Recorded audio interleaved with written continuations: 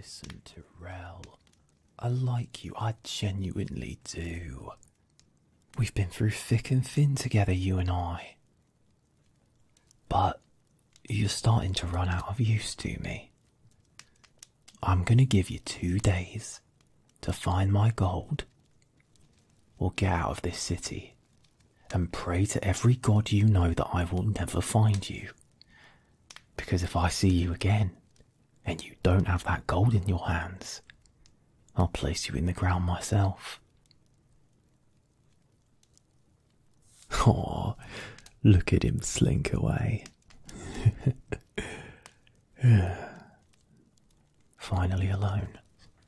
I apologise for the wait, and I do hate to keep people waiting before a first introduction, but as I'm sure you overheard, I had some prior business to attend to that was unfortunately rather pressing.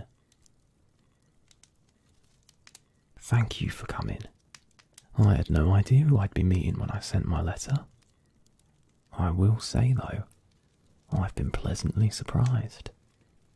I half expected the rumoured Wild Walker to look more like a savage than the portrait of Grace.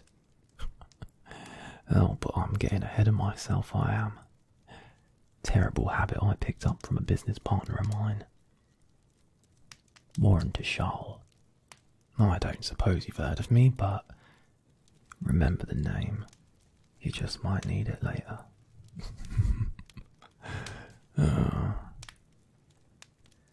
Oh, but I have heard about you. So many interesting little tidbits. The one who walks with the forest. The one who the wind pines and whispers for. Who disappeared in the forest of Zetria for months and returned with the wilds at your side. I've heard old maids gossip that there's a devilment to you.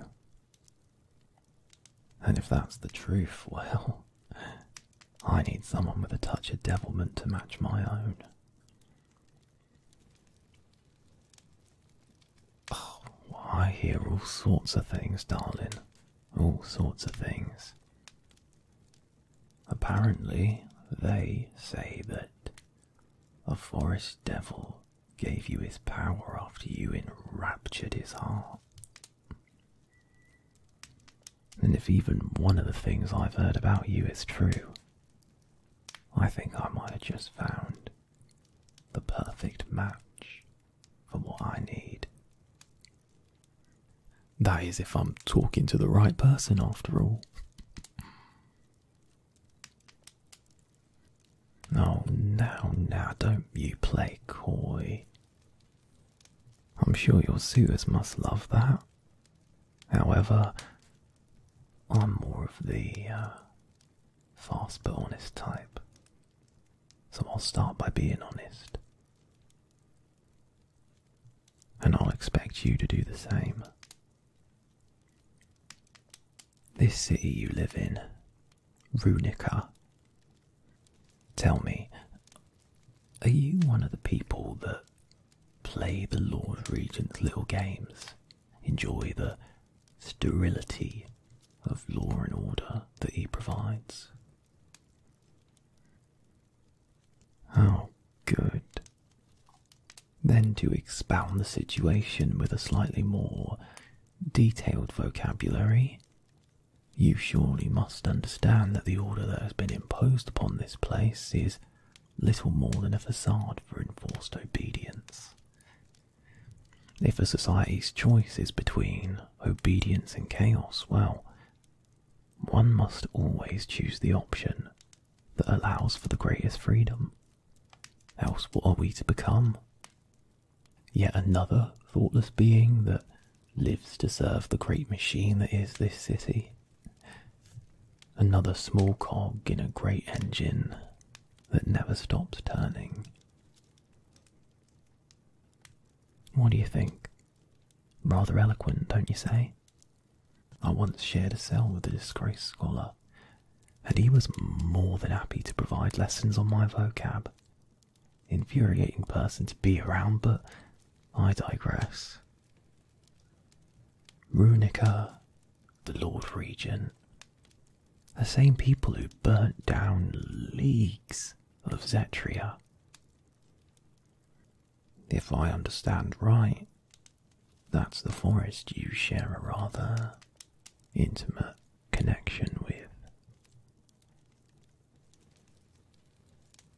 I would not say that it is beyond comprehensive thought that the wilds might be due a little revenge. Don't you? Oh, no, no catch whatsoever. I simply have questions. Many, many questions. After all, the two of us have a shared enemy.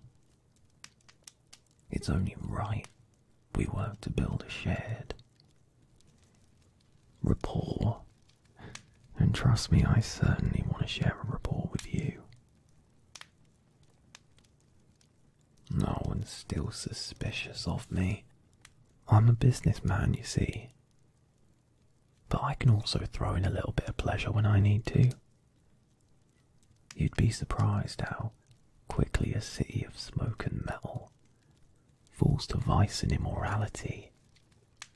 And by the unseen one, there is a world of profit in vice and immorality. In a city as oppressed as this one, the people are desperate, pleading, begging for an outlet, some way to vent their frustrations at a life that has become too drab for them to handle. A life that has been forced upon them by the High Regent himself. I would dare say that the fall of the High Regent would in turn protect the forest and create a thriving criminal economy. Healthy business, healthy forest, that's all I want. We both win and get exactly what we want. Oh no, I don't work alone. I have an associate, a fine individual I met while in the south. We even shared a little cell together for a while.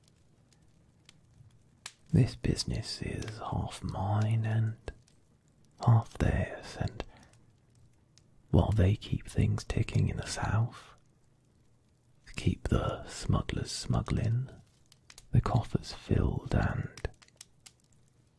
the guards forever clueless,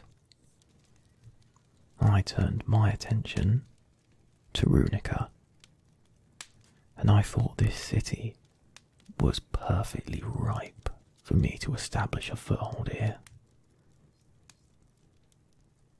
But to do that, I need friends.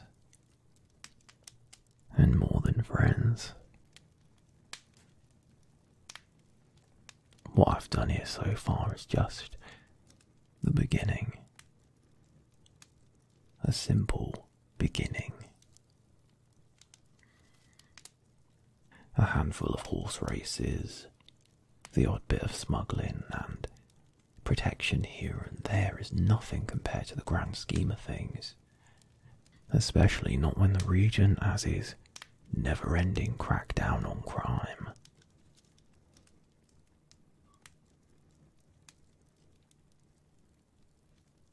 So I'll take the question that has been on my mind this whole time and place it on my lips.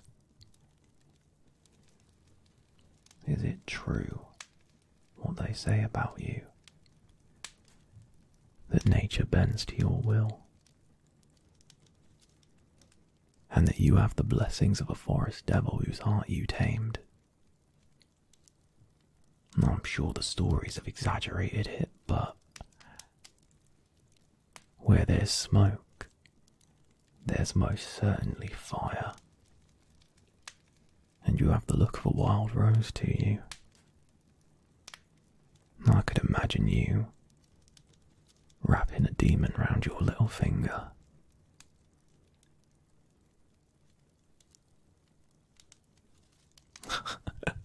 Oh, a vague answer. But an answer I appreciate all the same. And honesty begets honesty, as the unseen one says. So I shan't lie. I have a personal stake in this city. I have for a couple of years now. I had a cousin,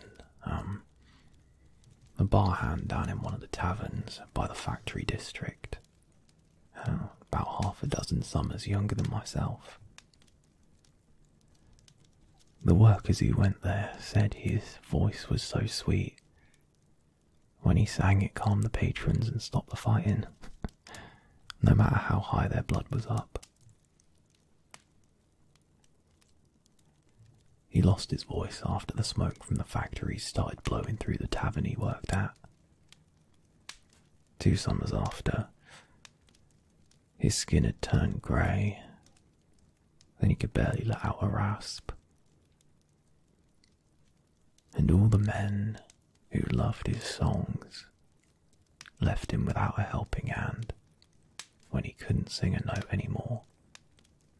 And then he passed, went from our world into the embrace of the unseen one. And all this happened while I was locked in a southern prison. Do you know what that taught me? That was the world saying, Warren to Charles. You'd be surprised how quickly people stop caring after it becomes inconvenient. So yeah, I have some blood in the ring. But I also have an invite for the High Regent's banquet that's being staged this weekend. And I didn't call you here for no reason. I need someone on my arm I can trust. I need someone on my arm with a certain skill set. And I need someone on my arm that I know won't put a dagger in my back. So, my wild rose, care to be my +1?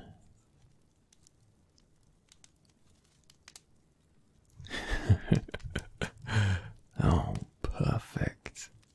And who says you can't mix business and pleasure?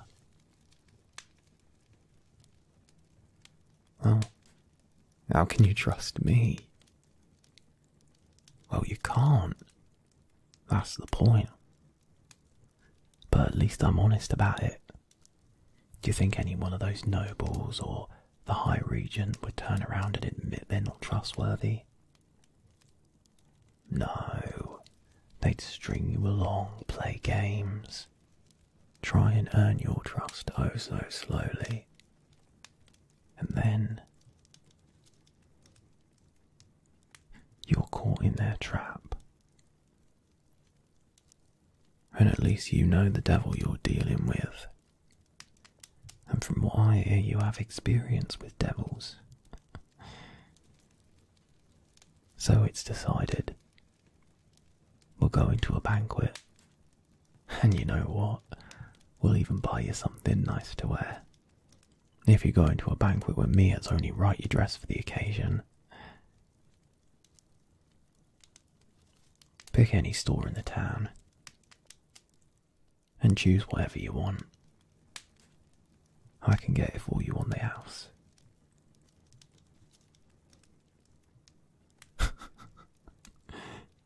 Are you doubting that I can do that? Alright. I'll put it simply for you. In this world, what I want is on the house. Or the house burns down. And from now on, that's the way it works for you too.